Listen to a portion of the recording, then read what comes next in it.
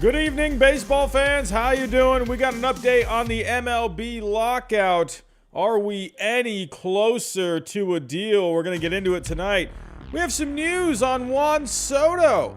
The Nationals offering him some big money. What's going on with that? We got the Blue Jays looking for some starting pitching out there.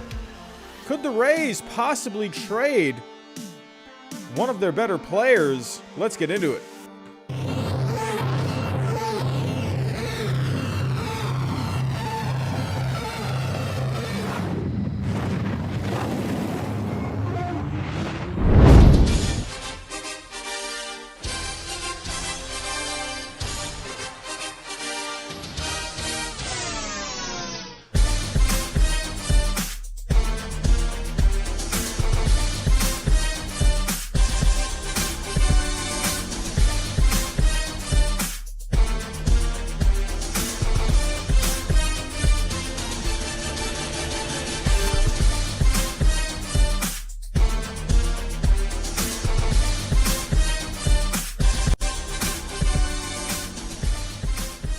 And what is going on, baseball fans? Hello, 45 people in the chat. What's going on? William Fulgham, one of our members, is here. Hello.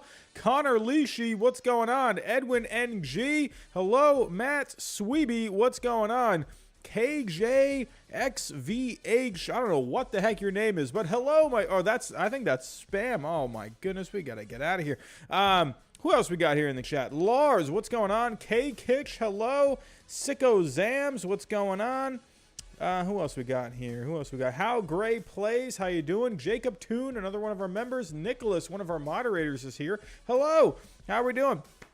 Oh, we got a few more of you coming in here. Ricky's Kitchen. I love the name, my friend. Ricky's Kitchen. What's going on? Zachary Goldstein, one of our moderators. Daniel Montano. Hello. Dan Ramos. Jeff Sieber. Ski Choreography. Anthony Fela? I think I'm saying that right. Hello, my friend. How you doing? Brandon R. What's going on, everyone? How are we doing? Everyone, we have some news to talk about tonight. I hope everyone is doing well. Hope you've all had a good week. I just realized about, 30 seconds ago that I haven't gone live all week. I don't think I have I? No, I haven't gone live since Saturday. There just hasn't really been any news. I was just talking with a friend yesterday, and I was just saying, wow, it is just dead this week. And we had the news today. We'll dive into that over the lockout. We have some Juan Soto news. We have some Toronto Blue Jays rumors out there. As well as we're going to take a look at MLB Trade Rumors. We're going to take a look at who they think are the most likely impact players that could be traded. We're going to talk about the Rays a little bit with Austin Meadows. Could he be on the move once this lockout is over? If it ever ends, are we going to ever end this lockout? Is this going to end? I mean, it's kind of beating a dead horse at this point. I feel like everyone's saying the same thing. But man, I'm getting tired over here, but luckily I've been, still pumping out as much content as I can. If you haven't seen it, I just released my post-lockout free agent predictions. They're going to be all wrong. I'm just going to tell you that right now. But if you got some time, go take a look at what I'm thinking. So, alrighty, we got 52 people in here. Hirsch for real, Frank, Ryan, what's going on, my friend? Alrighty, everyone, let's get to it. But before I do get started, if anyone is new, think about hitting that subscribe button. Everyone, if you can, hit that like button for me. Hit the bell notification, the share button, all the buttons, whatever buttons there are, just click them. I don't care. Alrighty, here we go, everyone. Let's get to it. Alrighty, so not really too much in terms of a big update for this lockout right now. The way I'm been kind of sitting on it for the last few hours. Really, the way it comes off to me, it looks like we didn't really make any forward progress. It feels like we kind of just went a little sideways, if that makes any sense. We didn't go backwards by any means, but it feels like the Players Association, they gave up something, but they also upped another thing, which I don't know. I don't know. I'm feeling a little weird about it. I don't know, but it's classic negotiating. Let's get into it here. So the big thing here, the Players Association, listen, the big thing that they've been wanting for this entire process, they want these young guys to get paid. Guys like Vladimir Guerrero Jr., guys like Corbin Burns, guys like Jonathan India. These young guys that, quite frankly, are putting up some of the best numbers in the game. So absolutely, these younger guys should be getting compensated. I mean, you're getting all these other guys out here like Max Scherzer getting $40 million contracts while Corbin Burns is making around $600,000. Well, yes, to me, I would love $600,000, but if I'm in that world and I'm seeing that I had a better season than Max Scherzer, and don't get me wrong, if I'm Corbin Burns, I understand Max Scherzer. He's done it all. He's won a World Series. He's won multiple Cy Youngs. He has pitched all those years. But I'm thinking, man, I won the Cy Young this year, and that guy's making $40 million, and I'm making $600K. I mean, you can see where the Players Association, they want these younger guys to get paid. So I agree. I think these younger players do need to get paid, but it was interesting the way the approach, it was interesting how they did it. So let's get into this. So what they've been really wanting, they've not just been wanting a bigger bonus pool for these younger pre-arbitration players. So like Corbin Burns, he could have gotten a nice big bonus this year if there was a bonus pool put in place. But what they've really been wanting, as of right now, it takes around, like, I don't know, 3 years to get to from pre-arbitration to arbitration.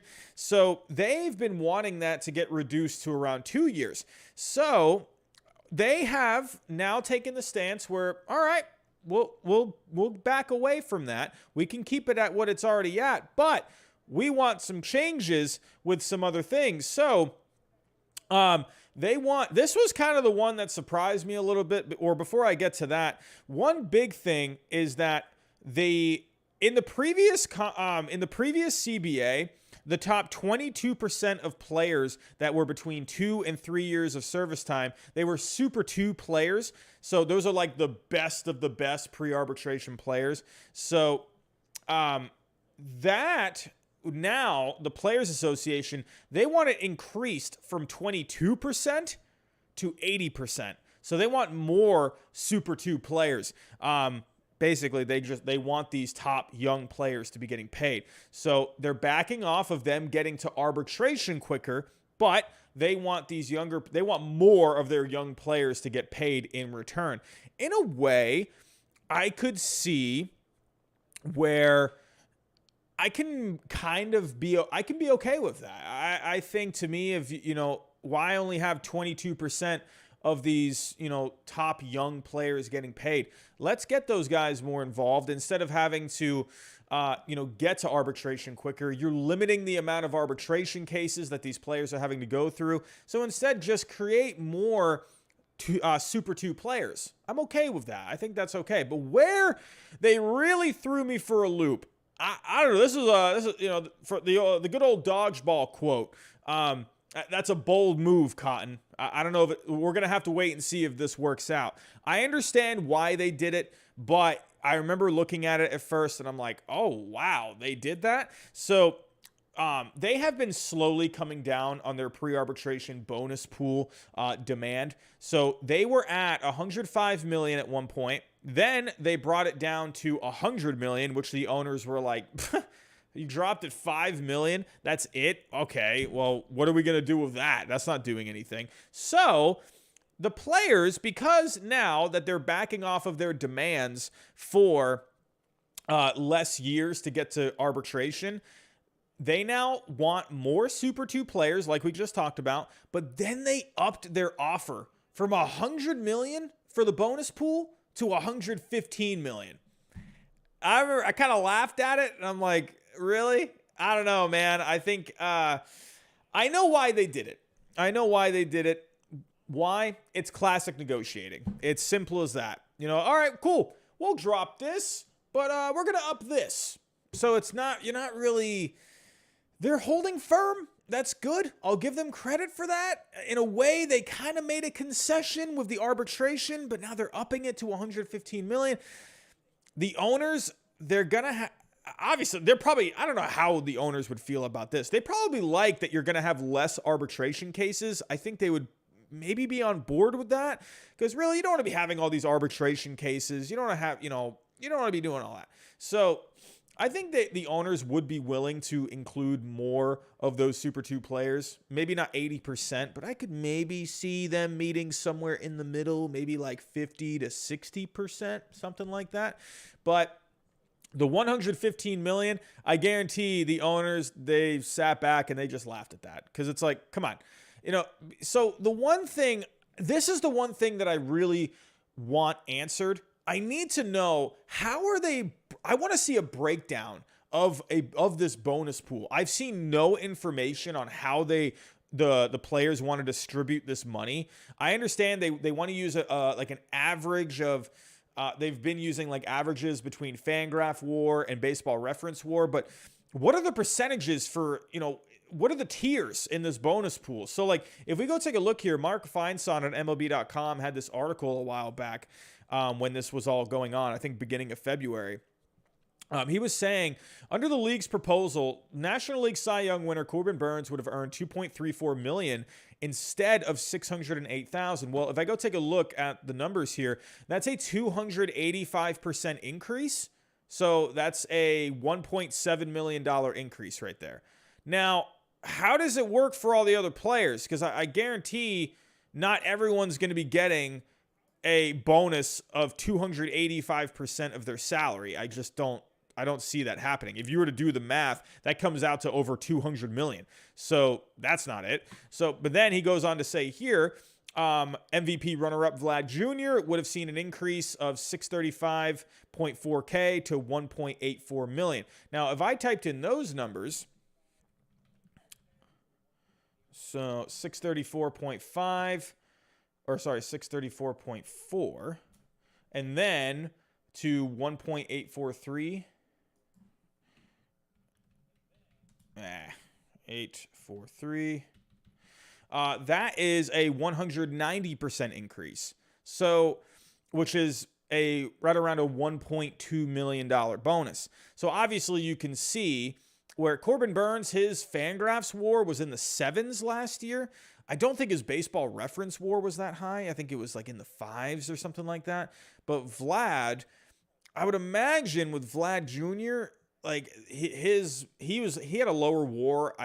He definitely had a lower WAR on Fangraphs than Corbin Burnes, but Vlad Jr. obviously, if according to this article, that's going down by about 100% right there. So what are the tiers here? Like what dictates what bonus? That's what I want to know. I just want to know, okay, I know Corbin Burnes, he's going to be getting, 1.7, 1.8 million for a bonus. Vlad Jr., 1.2. Now, what are the next tier of guys get? That's what I don't understand, and that's where I want to see the math.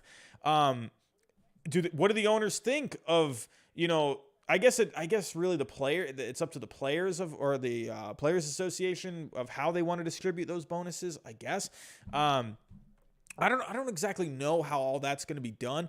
I just want more information on this bonus pool. I'm not seeing any of it out there. There's no breakdown of it. Jeff Passan today, I loved, Jeff Passan, he's been doing a lot of great work. He's trying to get everything he can out there. A lot of these writers are doing everything they can right now. But Jeff Passan today tweeting out like, oh, he's, answering all these tough questions, blah, blah, blah. I'm out here tweeting him saying, hey, can you give us a bit of a breakdown of this bonus pool? How exactly does this bonus pool work? I'm not getting that answered. To me, that's a bit of a tough question because I need to know, because I want to know. To me, I can't give a rational opinion on this bonus pool matter because I don't see the numbers. I don't see the data. I don't see anything. All I have really to work with, unless someone out there has something, I don't see any data at all or any kind of numbers. This is it. This is all I have to work with. And to me, I just don't know what is going to dictate a fair bonus pool. Now, if you're just looking at the two offers, you meet in the middle.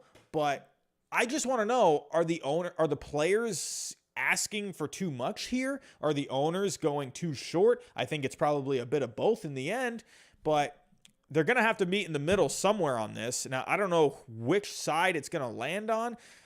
The union seems to really be holding firm on this bonus pool. They are not backing down on the bonus pool.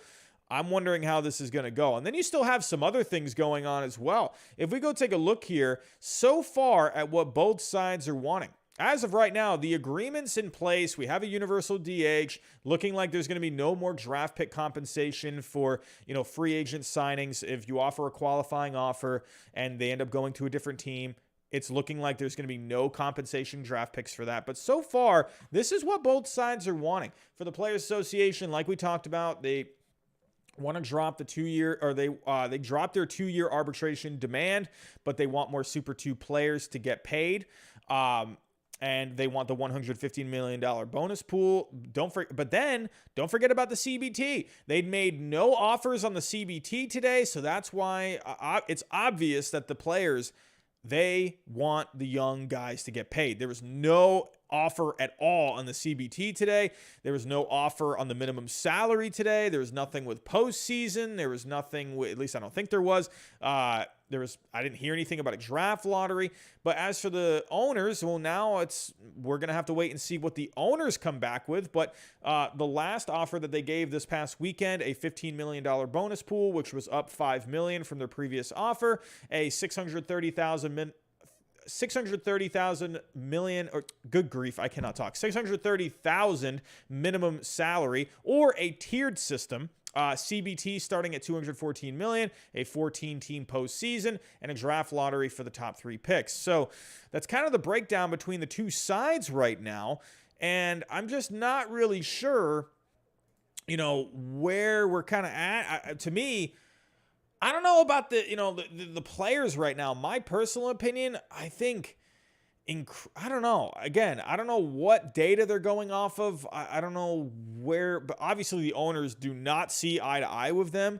And it's a shame that these two sides just can't come closer together on the bonus pool thing. I don't know. I don't know what's going on, but that's pretty much what's going on between both sides right now. So if I were to kind of give a summary, in my opinion, let me know in the chat, let me know in the comments what you think. But it felt like today, instead of just going forward, it feels like it just went sideways a little bit. Not really any change. I mean, there was something different, but then something else got raised after you lowered it. That was the other thing too. It's just like you lowered your bonus pool offer from $105 million down to $100 million. And I understand you kind of gave up on something, but then you upped that offer, but you're already so far away between the two offers. Now, here's the reason why I think it's just classic negotiating.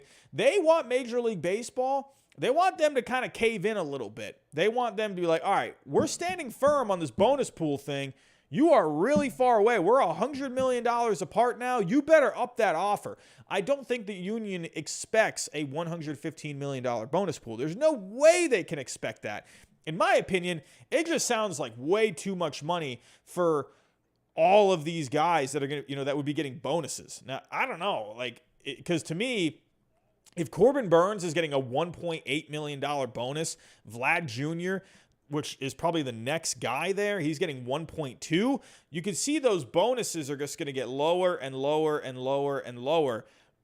In my head, unless I saw the numbers on paper, I'm a visual person, that doesn't sound like it's going to add up to $115 million. That's just me. When you're looking at the amount of players, from what I was reading, it's looking like it's probably around 150 players. Now, again, Corbin Burns last year would have been at the top of that. Then you're going down around like 500,000 for Vlad Jr. I don't know. I just don't see, if you're looking at 150 players. So right now, if I do some quick math, 115 million divided by 150, that's an average bonus of 766,000 per player. I don't know, like for some of these guys that it would be at the bottom of that bonus pool in terms of their numbers, I don't know. I mean, I don't know. And then when you're considering that, yes, like Corbin Burns getting a big bonus like that, Vlad Jr., someone like Jonathan India as well. I don't know. I need to see a breakdown of this bonus pool because I can't make a reasonable. I can't give a reasonable opinion on it because I haven't seen anything about it. If anyone out there, anyone, Major League Baseball, if for some reason you're in here, Jeff Passan, whoever, Bob Nightingale or John Heyman, can you please get some more information on this bonus pool? That's all I want. Just I want a breakdown of how both sides see it. Obviously, the players do want more guys getting bonuses, while the owners don't want as many guys getting bonuses. They feel like only the top of the top guys should be getting bonuses. I want to see the Players Association's breakdown. What would guys that, if you have 150 guys in this pool, what are those bottom guys getting? That's what I want to know. Because I know if someone like Vlad's getting and Corbin Burns, but what are these bottom guys getting? Is that going to be reasonable for a bonus for if you had like a 3 WAR or something, or like a 2 WAR? Again, I want to see the math. I want to see all of it. But until I see it, I won't know.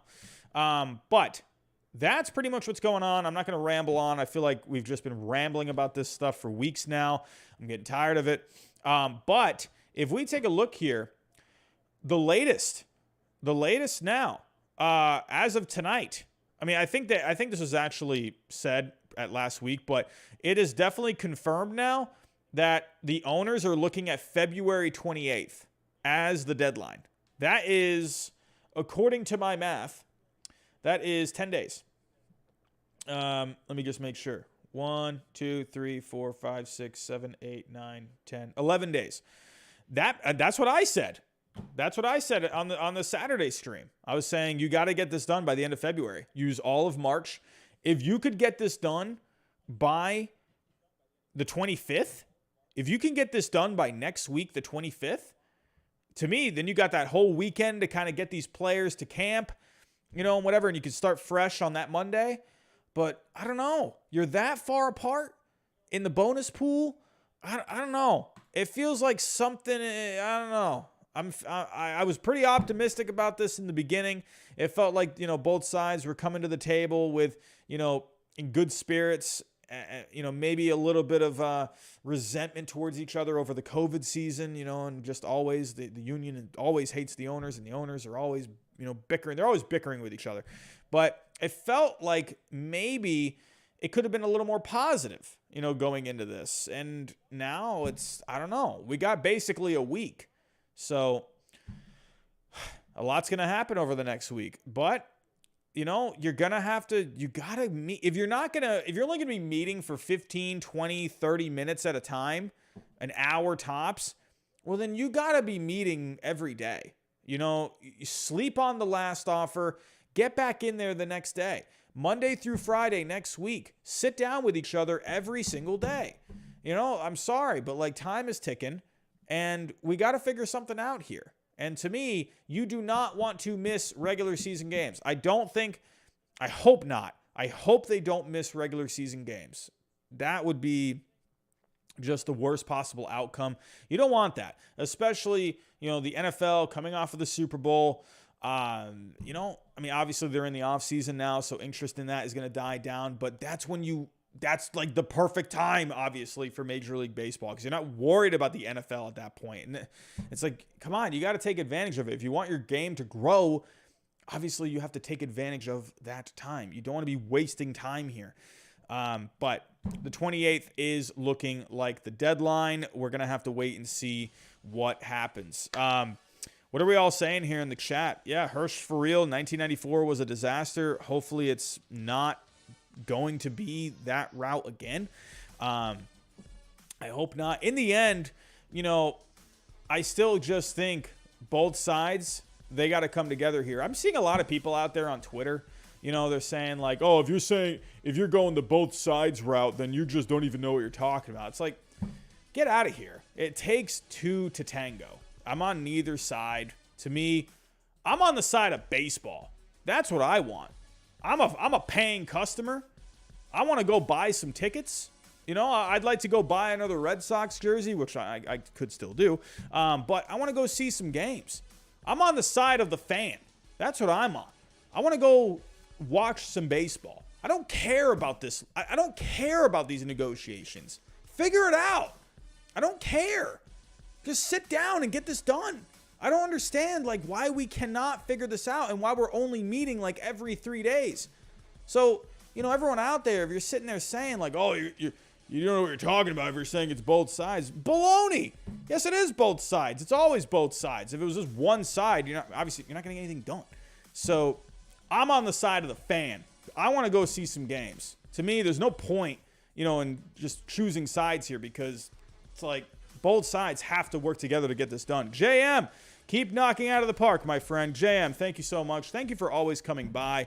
I appreciate you, my friend. But what side am I on? I'm on the side of the fan. I'm on the side of all of you here in the chat. That's what I want. I want to go to Tropicana Field, which is like an hour. Obviously, it's not the best stadium out there, but I'm pretty close to Tropicana Field, about an hour and a half away. I want to go watch my Red Sox, beat up on the Rays a little bit. I want to go to Tropicana Field, see the, hey, go be sad, maybe a couple of games because the Rays beat up on my Red Sox, because I'm a fan, because I want to go watch the game. I don't care about your dumb negotiations. I don't care about all this money you guys are making. I'm sitting here making my teacher salary every day, and I want to spend my money on some baseball. That's what I want. I don't care about your dumb negotiations. Go figure it out. Baseball Sports Talk, what's going on? 199 Super Chat. Phillies moves, trades, predictions. Hey, I got something for you, Baseball Sports Talk. I just posted my post-lockout free agent predictions. There is something for you. Actually, there's a couple of moves in there for you for the Phillies. I'll let you know. There's one towards the end of the video and one towards the beginning of the video. So I don't want to spoil it, but there are a couple of players that I think would be a really good fit for the Phillies. Whatever. I'll give a spoiler because I've already said it a lot. Kyle Schwarber. I think Kyle Schwarber would be really good for the Phillies, to be completely honest. But we'll have to wait and see. Or maybe if you wanted to go maybe a slightly cheaper route for the Phillies, if you needed a left fielder, you can go Tommy Pham. Maybe Tommy Pham. His expected numbers were pretty good last year. Ran into some bad luck. Had a pretty low BABIP last year. I think Tommy Pham could be a nice addition for the Phillies. Give him a little more speed in that lineup. And, Tommy Pham, if you want to go cheap. Kyle Schwarber, if you want to spend a little bit more money. But here we go, everyone. Let's get away from this lockout. I'm tired of it. I'm tired of these owners and these players, going back and forth with whatever the heck they want. Just get it done. Please get it done. I want some baseball. You want some baseball. We all want some baseball. But speaking of the players, there is a player out there that he is probably looking to get maybe the richest contract in baseball history. There is something on that front. Taking a look here, Juan Soto looking like he declined a 13-year offer from the Nationals. Let's go take a look at this right now. Taking a look here at this story. Juan Soto declined $350 million extension offer from the Nationals. With AAV, come on, phone. With the AAV of that contract is $26.9 million per year. I'm guessing, obviously, you'd see more of the bigger salaries, as you get further into the contract, but kind of like how Fernando Tatis Jr. is now. But this is a big story, I think. It's funny because the lockout today kind of overshadowed this. I think this is actually a pretty big story because you got to remember here with Juan Soto, he's going to be a free agent soon. And not really soon, but it's going to start creeping up here in the next couple of years. If we take a look at the payroll for the Nationals, he's got this year, he has arbitration for next year, and then he has arbitration for 2024. I mean, that's it. He's got 3 years until free agency. He'll be a free agent in 2025. And I think it's good that the Nationals obviously are, they're coming to the table with a big offer like this. If we're actually looking at, let's go pull up the biggest contracts as of right now on Spotrac. As of right now, Mike Trout has the biggest contract, followed up with Mookie Betts. So that would be right below Mookie Betts and right above Francisco Lindor. Fernando Tatis Jr. just got $340 million. Juan Soto knows he is, I'd rather have Juan Soto than Mookie Betts. I'm sorry, but if I'm going to take a 13-year deal, I want Mike Trout money. I'm sorry. I want Mike Trout money. I want to get paid for the best years ahead. I think Juan Soto, by the end of this year, I think we will all be looking at Juan Soto as the best player in the game. That's just my opinion. I think he will take that spot from Mike Trout. I think Mike Trout is obviously still going to be really good, but I think Juan Soto is going to be the best in the game by the end of the year. Da brother man, Rob Manfred needs to go, and the owners know he is a cancer to them. I think Rob Manfred, I think his big problem, and I think with the owners, you got to remember here with the owners, I'm going to kind of look at it from a different point of view. The owners picked him. From the start, they wanted him. That was the guy they wanted. This was a guy that was a lawyer with Major League Baseball. He knew this is a guy that they, could definitely stand for them. And I wonder how they feel about him now. I don't know. I still feel like they're probably still okay with him and still good with him. But with Rob Manfred, the one thing I will say this, he is basically just talking for the owners at this, that's what he does. He's talking for the owners. I'm not sticking up for him though. I think Rob Manfred, his biggest weakness, I think just the words that he uses, they're not good. He does not choose his words very well. Obviously the best example was, the trophy, calling it a piece of metal. That was, that's, saying that to baseball fans, yeah, I think you lost a lot of fans at that point. You pretty much lost everyone when you said that. That to me, and then you had the whole Astros thing, how you dealt with that. Here's how I'm always looking at a glass half full. With Rob Manfred, obviously, I'd rather have Bud Selig back. That guy to me, he was just more of a calming presence in my opinion, where it really felt like when Bud Selig, there were moments, he had some moments, but I felt like with Bud Selig, it really felt like he really wanted just both sides to be together. Rob Manfred feels more divisive, in my opinion. And just the words that he uses, he just does not use good words, in my opinion. When he's describing things, I don't know. And he definitely just seems like very all business. At the end of the day, I understand it's a business, and I know, a business needs to be run in a certain way. But I do feel like sometimes this is a guy where he seems to kind of favor the business aspect too much, where, I feel like Bud Selig didn't go that far. It didn't feel like it, at least from a fan's perspective. So I'm not going to totally Rob Manfred. I'm not a big fan, but at the end of the day, I do know that he is basically just the voice of the owners. So I'm not going to sit here and say he's acting like a dictator and blah, blah, blah, because that's not what he is. He's just speaking for the owners. But I definitely don't think he's going to go down as one of the better commissioners in the game of baseball when all is said and done. So, but thank you, the brother man, for the $5 super chat. But as for Juan Soto, he declining where did that story go? $350 million from the Nationals. That would be right now the third highest contract. I believe he wants Mike Trout money. I think he wants to shoot for that $500,000. If there's a guy, or not $500,000, $500 million. If there's a guy that can get a $500 million contract, it's Juan Soto. Honestly, if you did 500 over 15 years, $33 million per season, I think Juan Soto is worth that much right now. If we go take a look at Soto, let's take a look at his Fangraphs value from last year. I'm pretty sure it's got to be in the 50s. Yeah, $53 million from last season. In his rookie season, he was worth $29.5 million. This guy, to me, $500 million over 5 years. That's what I think it should be. He's only 23 years old. Give him 17 years. Pay him until he's 40. 500 over 17. You want to do that? Let's do that. Or if you just want to do the 15. I think that's what he wants, and I think he knows that's what he's worth because, again, that's not Fangraphs. Where were we? Again, looking at the value. $53 million last year. That's crazy. And he's going to keep doing that. He's only 23 years old, and he put up a $53 million value last year. That is insane.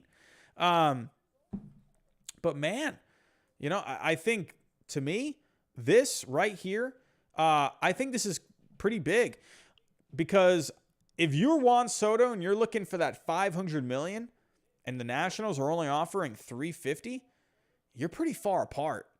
I wonder, will the Nationals give him that much money for an extension offer? This says to me, I wonder if Soto is going to test the open market. They got 3 years to come up with an offer. I mean, it's not, but with Soto, I'm also thinking, if I'm Juan Soto, right, I want to know what the Nationals are doing. You know, if I'm looking at the team as of right now, you know, I want to know what direction are they going in. I think right now they seem to be in a bit of a retool phase, but their farm system, it's, you know, it's in the bottom third of the league. You know, there's not a lot to work with there. You do have some guys like Cade Cavalli at the top. I think he could be a guy that ends up being really good for you. But there's a lot of guys that are far away. You know, I wonder, you know, the Nationals, they didn't want to go that far with Bryce Harper. And I think Juan Soto is a guy that is more worth that money than Bryce Harper. But they didn't do it with Bryce Harper. Do they want to do it with Juan Soto? I mean, I don't know. The one thing if you're looking at it from the Nationals' point of view, do they want to be giving out this huge long-term contract and, you know, have to deal with it for the next 15 years? You know, the one thing now with the National League is you do have the universal DH. So if it came to it, you know, 10, 12 years from now, you know, Juan Soto, he's already not the best out there defensively. He's had negative defense every single year. So with Juan Soto, if it ends up being he's not really providing you, he's providing even worse outfield defense out there. You know, he could shift over to designated hitter eventually, but then you're probably thinking of the Nationals, God, we're paying $35 million for a designated hitter, you know? So I'm interested to see how the Nationals are looking at this. I think it's very interesting that they only offered him $350. It was before the lockout, you know, and they still got some time. But if I were to make a prediction, I'm leaning right now more towards that Soto is going to test the market, you know, because the fact they only offered him $350 million, I mean, that would have been behind Mookie Betts, you know, and to me, he is worth way more than Mookie Betts. I'm sorry. I love Mookie Betts, but I'd rather give that money to Juan Soto. I'm sorry, by a mile, easily. So it's going to be interesting. I have a dark horse team that let's play fantasy right now. Let's call it fantasy free agency. Could that be a new segment or a new series on this channel? Fantasy free agency? That'd be pretty fun. But Juan Soto, I have a team in mind. I want to see if anyone can guess it. I'm not going to reveal who it is because I actually think I'm going to do a separate video on this, on maybe like the top 5 teams that could sign Juan Soto. I want to see if anyone can guess it. I'm going to give you all maybe like around, I don't know, 20, 30 seconds. Type in a team. Which team do you think that I think could end up signing Juan Soto down the road? John Ray with a super chat. What's going on? Yo, anyway, I can email you. My friend and I have been growing a baseball podcast. That's awesome. Love to collab. Of course. Been here since the start. Think we'd all click. Absolutely. Send me a message on Twitter. And then we'll exchange emails at that point. John, thank you so much, my friend. Especially during this downtime. It would be, you know, cool to definitely talk with some people. I will say at the moment, I'm in a really busy time at school right now. I'm just exhausted. I've been pumping out a lot of content on the channel, but we're getting into like the testing time at school. So if we did have to do something, we'd have to probably schedule in advance. But let me know, John. Absolutely. Hit me up on Twitter, and we'll definitely get that taken care of. John, thank you, my friend, for the $5. Appreciate you being here for the long haul, my friend. Thank you. But let's see. Who are some teams that you guys are suggesting that I think could be the team that I have in mind for Juan Soto? I'm seeing the Yankees. It's not the Yankees. I see the Mets. It's not the Mets. Oh, Francisco Arroyo. Come on. The Indians don't exist anymore, Francisco. Rest in peace to the Cleveland Indians. But nope, not the Guardians. Not the Guardians. Not the Mariners. Not the Mariners. Not the Mariners. The Dodgers. That's a good choice, but not the Dodgers. But yeah, Jerry, you definitely have a point. The Yankees and Dodgers and the Mets, they're automatically going to be in the Juan Soto sweepstakes because of the payrolls. Obviously, the Yankees would want to be all over Juan Soto, that left-handed bat in Yankee Stadium. I mean, no brainer. The Yankees would offer go to the moon. I'm seeing the Red Sox. I don't think my Red Sox would do it. I don't think they would do it. I am seeing the Cardinals. Maybe, but that's not the team I'm thinking of. I don't think anyone's going to guess it. Nope, I'm not seeing it. I'm seeing the Blue Jays. Nope. Padres. Nope. Angels. Nope. Juan Soto to the Marlins. I actually kind of like it. Man, oh man, no one's guessing it. So you guys are gonna have to wait until my video. Oh, we actually might have had someone say it in the chat. And I'm telling you, I'm not just picking this team out of thin air. I actually do think this team might have a legitimate shot. Probably doesn't end up signing there, but I think they have a case in 3 years from now. We'll have to wait and see. But Juan Soto declining $350 million from the Nationals. I think that's a bigger story than people might think. So we'll have to wait and see. Let's get to some other stories here really quick before I get out of here. I don't want to waste too much more of your time. But we do have some trade rumors out there. As of right now, the Blue Jays, before the lockout, it's looking like they were interested in Tyler Mahle on the Reds, but they're also possibly looking at Sonny Gray and Luis Castillo. Let's go take a look at this story.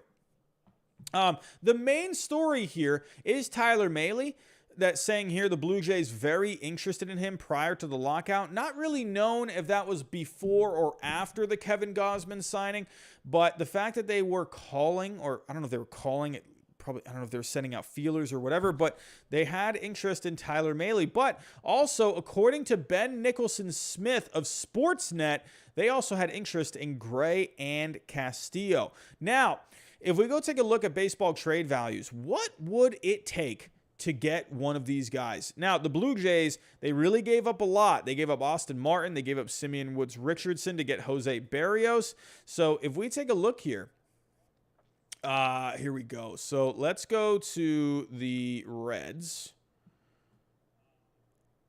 I'm telling you right now, if the Blue Jays were somehow able to get Luis Castillo, I already really like the Blue Jays in the American League.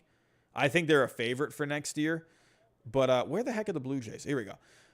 The Blue Jays are already a favorite to me. If they somehow got Luis Castillo, oh boy, that rotation is looking nasty. So what would it take to get these three guys? So let's pull up the starting pitchers. And you know, maybe the Reds, never mind, I take it back. I was going to say maybe the Reds could, if you were to part with Castillo, maybe they could put Mike Moustakas with him, but I've read somewhere that the Reds probably don't want to do that. They want to get as much in return for a Luis Castillo and not have to attach Mike Moustakas to bring down the price. But let's go to the starting pitchers here for the Cincinnati Reds. Obviously, Luis Castillo is at the top. Why is Luis Castillo at the top here? Well, he's young, he's cheap, he's good. That's pretty much it. Luis Castillo, a $68 million value. And he has a couple of more years until free agency. When you have that control, it really ups your value a lot. Now, for the Blue Jays, could they get a deal done for someone like Luis Castillo? Well, they're going to have to part with a good amount. Right away, if you sent back Gabriel Moreno, right away you are in line for a deal. If the Reds want a future catcher, you do have Tyler Stevenson there, but I think right now and if you're looking at the Reds, well, let me pull up the Reds here, Cincinnati. Just remember they just traded Barnhart to the Tigers, but Tyler Stevenson, 25 years old, so you do have that.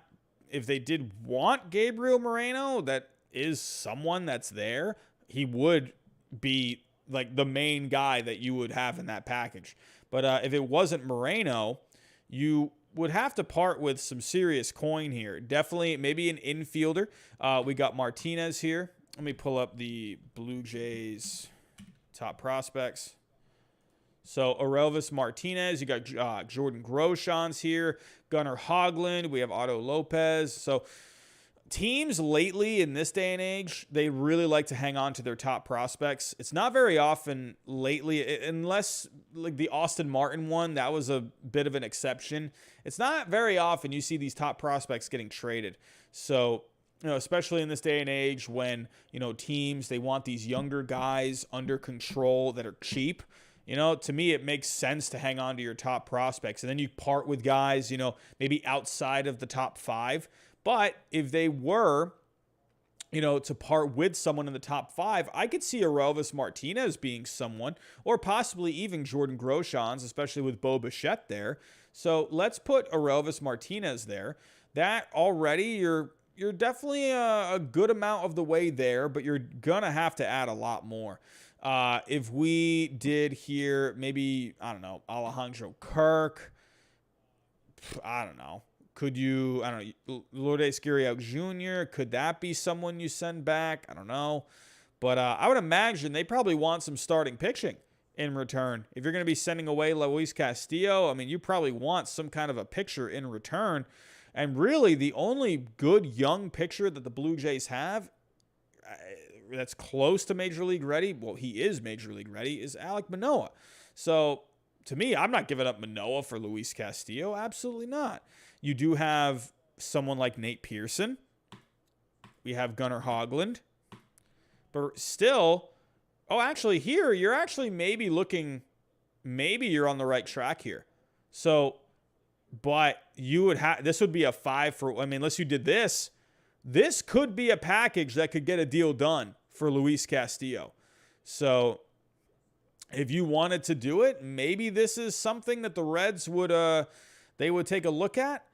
But if it's going to be too expensive to get Luis Castillo, it is definitely going to be possible to get someone like a Maile or a Gray. Maile would be the next guy. So he has a $44 million value.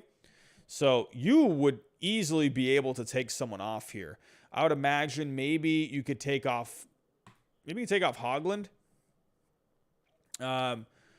And then you could actually probably take off Kirk. So, and then take out Kirk, and then you could add in someone else.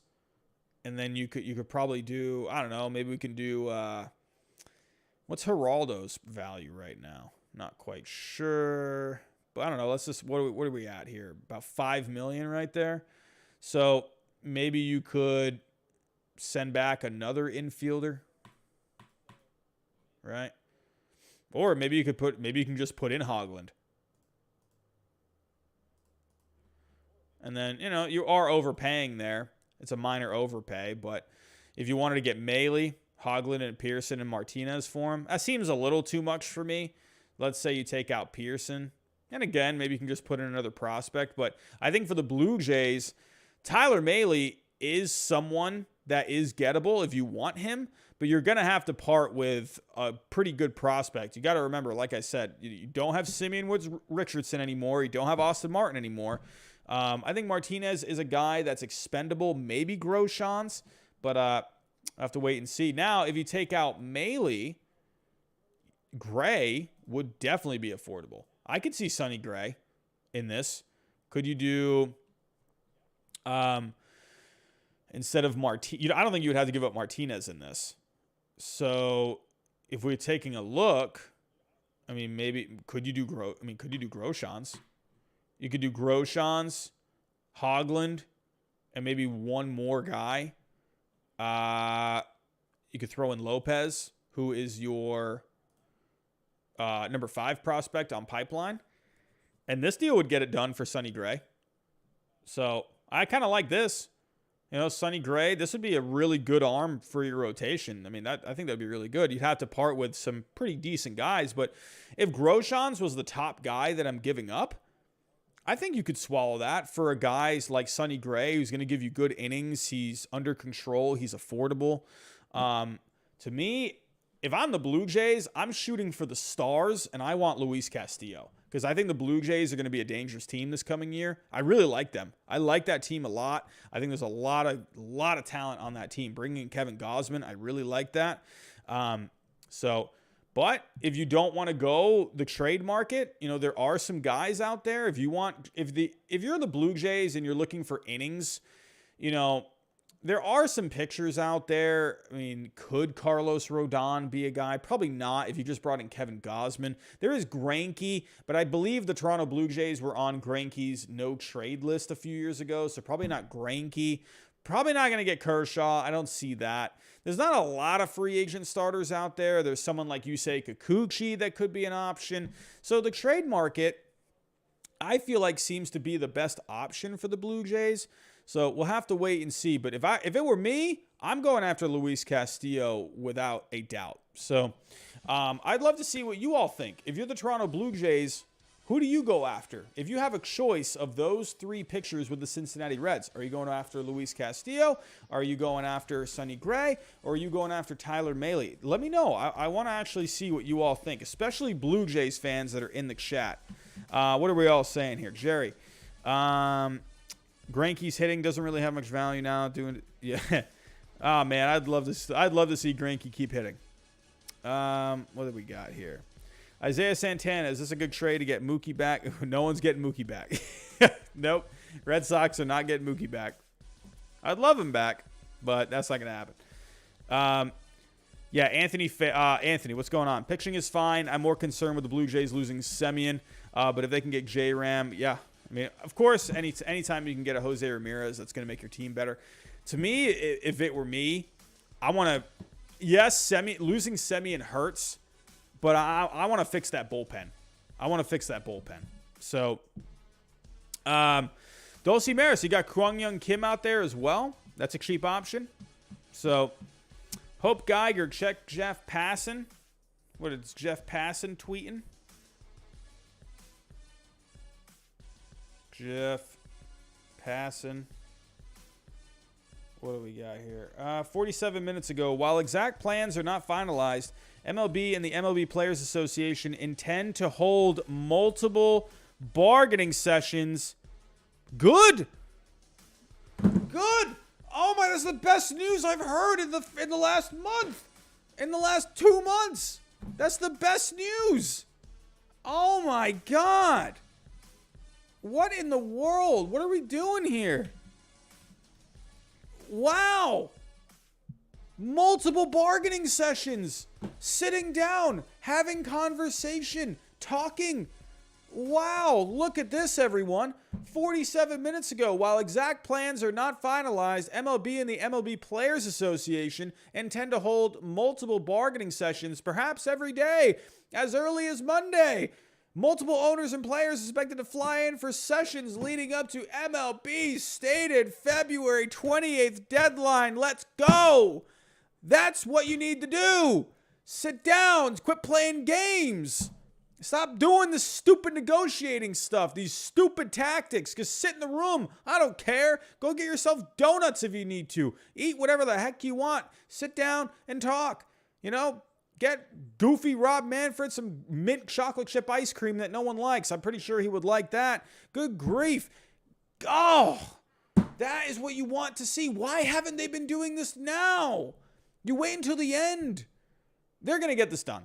They're going to get this done. I've been saying this since the beginning. I think it's all a show at this point. I think both sides, they're just trying to flex their muscles a little bit. And they were trying to see if the other side would cave. And to me, I think in the end, this is what you need to do. You just need to sit down. And maybe you don't have to meet for hours upon hours, because really, what is that going to get? What is that really going to do? Sitting down for hours, because you're better off having, if anything, a small talk, a small conversation. Go back to your own camps and come back together at a later time after you've processed.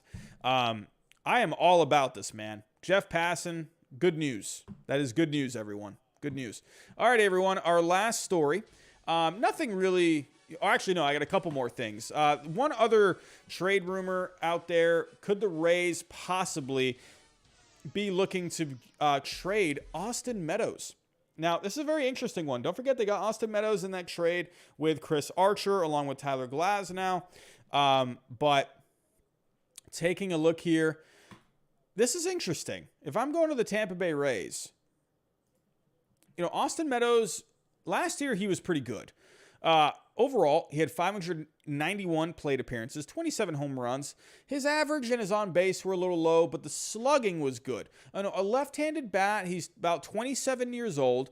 Austin Meadows, I think, could be a fit for a lot of teams. If you're looking right now at, let's go to the team stats. Who are some teams that could use some more slugging in their lineup? Well, if we're looking here, you got bottom of the barrel. The Phillies right away come off as a possible option, right? If you want it, but then again, he's not really an on-base kind of a guy. The Marlins, stay in Florida. They could use any kind of a bat they could get. I don't think they would trade Austin Meadows to the Yankees. Probably not the Dodgers. The Rangers could be a possibility. Do the Rays want to trade? I think they would rather, if they could, ship him off to the National League. The Rangers, they're trying to improve the offense. Austin Meadows, he can go out there and play some left field. So, but with Austin Meadows, what's a plus about, trying his trade market just opens up so much because of the universal DH. So his defense is not the best. And he could definitely go out to a team, a team that could use a left-hander. Maybe the San Francisco Giants. They lost some offense. They have a lot of left-handed bats in that lineup, though. So maybe not the San Francisco Giants. But there's a lot of teams out there that could use some offense. The Mariners are up and coming. Could they maybe swing a deal for someone like Austin Meadows? Maybe the Cubs. Could the Cubs bring someone like him in? I don't know. Maybe the Diamondbacks. If they're looking for some more offense, that could be someone. I think there's a lot of teams out there that definitely could use someone like an Austin Meadows. But I think it's interesting. We're going to have to keep an eye out for it. Saying here, Mark Topkin of the Tampa Bay Times, Kiermaier, Austin Meadows are the most likely to go in a trade, and Manuel Margot could maybe be floated to other teams. So I definitely could see Austin Meadows getting traded if the right deal is there. Let me actually pull up his trade value. I would imagine his trade value is probably somewhere, maybe in the 20s. That seems like that would make sense. Meadows. No, I was very wrong. 9.6. I overvalued him. So a $9.6 million value for Austin Meadows. So he's definitely gettable, at least as of right now, according to his value. So one more thing before I get out of here. I just wanted to go over this article really quick on MLB Trade Rumors. They have posted their top impact players that could get traded. There's a few interesting names on this list. We've already talked about a couple of them tonight. Taking a look at this, in case you haven't seen it already. We talked about Luis Castillo. We talked about Tyler Mahle. Now, I'm going to kind of go buy or sell on these. I think Luis Castillo, he's in the middle. I'm not going to buy. I'm not going to sell. If I were to lean one way, I'd probably sell on Luis Castillo staying because he's really good. The Reds still have a pretty decent team. So keeping him in your rotation, I think, is, obviously a good thing. Tyler Mahle, possibly. I don't know. Tyler Mahle, man, he got some decent value there. $44 million. He could definitely bring back a couple of guys. If you could bring back a starting pitcher in place of a Tyler Mahle while also bringing in some prospects as well, I think they could be good. Frankie Montez, I'll buy. I think teams would love to have him, especially, considering the year he had last year. He's under control. Tyler Glasnow, I think there is a possibility. The Rays, if there was a team out there that would make a deal for someone, that had Tommy John, I could see the Rays doing something like that.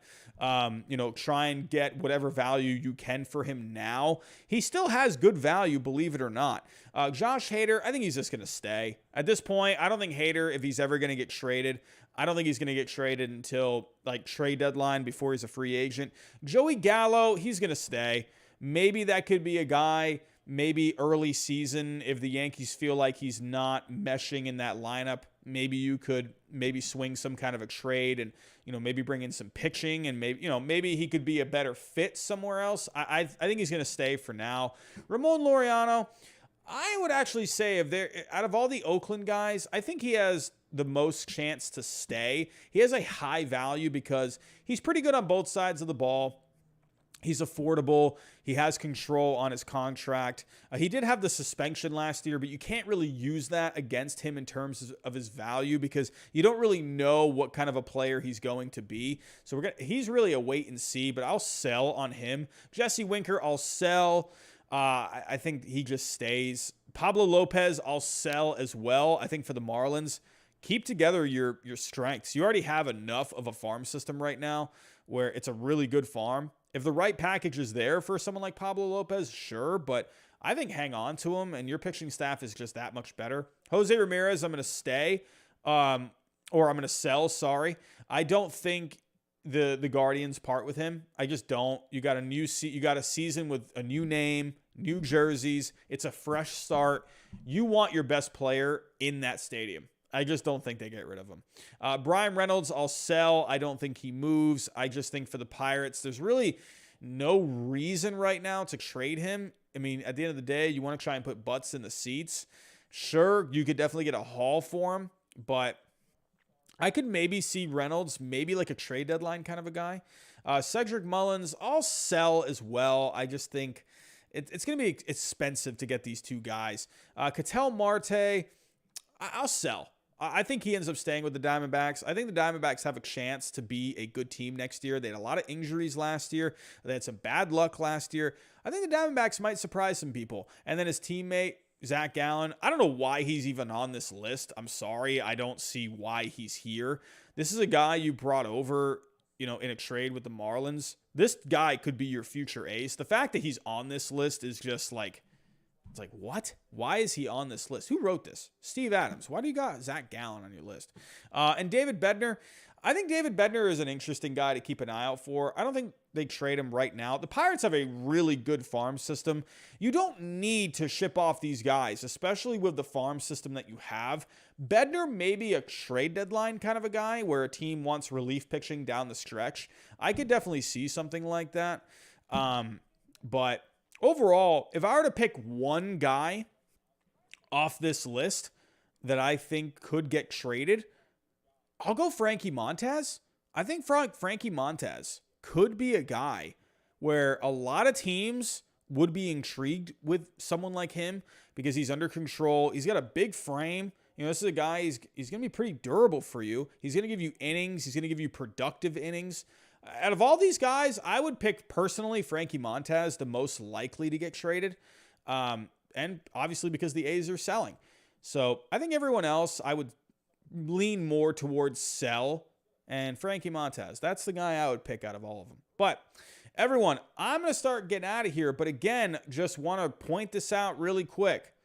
This is big news from Jeff Passan in the last hour. While exact plans are not finalized, Major League Baseball and the Players Association intend to hold multiple bargaining sessions, perhaps every day as early as Monday. Sources told ESPN. Multiple owners and players expect to fly in for the sessions leading up to MLB's stated February 28th deadline. He goes on to say here, for everyone who's saying why not sooner, one of the things that struck me for months now is a majority of industry people believe a deal could come together very quickly and that things will accelerate at the end of February. I've been saying this now for like a month. In the beginning, I thought they would have a deal done by like early February. I was wrong. But, with this deadline coming up, I think they're going to, this is a really good sign. This is a really good sign. I'm excited about this. Everyone's saying, why not sooner? In a way, I think it's a fair question because why haven't you been doing this? Why? What has been holding you back? I guess maybe, it gives each side more time to just evaluate where they stand on things. You're kind of feeling each other out. And then next week, you go balls to the wall next week. And, everyone, I think this is a good sign. I think we're going to have something done. I've been saying this now for a little while. I think they're going to have something done by the end of February. I think you're going to have March. It's going to be your full month of spring training. It wasn't a good day today. I think a lot of people are, we're getting fatigue right now. I think as fans, I think you would all agree with that. And I think, whoa, super chat. Jabba, I can't do Jabba, $1 super chat. Thank you so much. Jabba, your name kills me, my friend. But like I said, these sides, they've been feeling each other out, and it's just negotiating. At the end of the day, it's negotiating. That's all it is, really. You're just trying to see which side is going to blink first, and you're just feeling each other out, and you're going to see, all right, what are both sides really wanting here? So it's negotiating at the end of the day. That's why it's taken this long. But hey, next week, hopefully we get some good news. I think we're going to. I've been saying this for a while now. It just feels like it should happen, right? But like I was saying before, I think we all have just a little bit of fatigue right now. Any kind of news that we see on this, because right now we should be seeing pitchers and catchers reporting. That is tough that it's not happening. This is like my favorite time of the year. And the fact that these guys aren't coming to camp, it hurts. It makes me sad. And, but yeah. Again, in the end, I'm on the fan side. I'm not on the player's side. I'm not on the owner's side. I'm on the fan side. I don't care what these guys do. I don't care about what both sides want. I don't care. I want to go to a game. I want to go buy some tickets. I want to go eat a hot dog and go watch my Red Sox whoop some Rays Heine over at Tropicana Field. That's what I want. At the end of the day, I think the players, the young players especially, they should be getting paid more. I think the owners, I think they also need to make sure that they have, they get some things that they need too, because at the end of the day, a business is a business. The wheel has to keep on turning. Both sides have to win here, and I'm sorry. To me, if someone out there is saying, both sides, if you're saying both sides, you're just wrong. No, it's not wrong, because it takes two. At the end of the day, that's why you have, a union and owners. It's two. So both sides at the end of the day, they need to come to an agreement, and that's it. Simple as that. But everyone, I'm going to get out of here. I'm tired. I got to wake up in the morning. I got Friday tomorrow. I got a 3-day weekend. I'm pretty excited about it. I got Monday off for Patriots Day. Alrighty, everyone. Expect some content over, maybe this weekend. I'm going to try.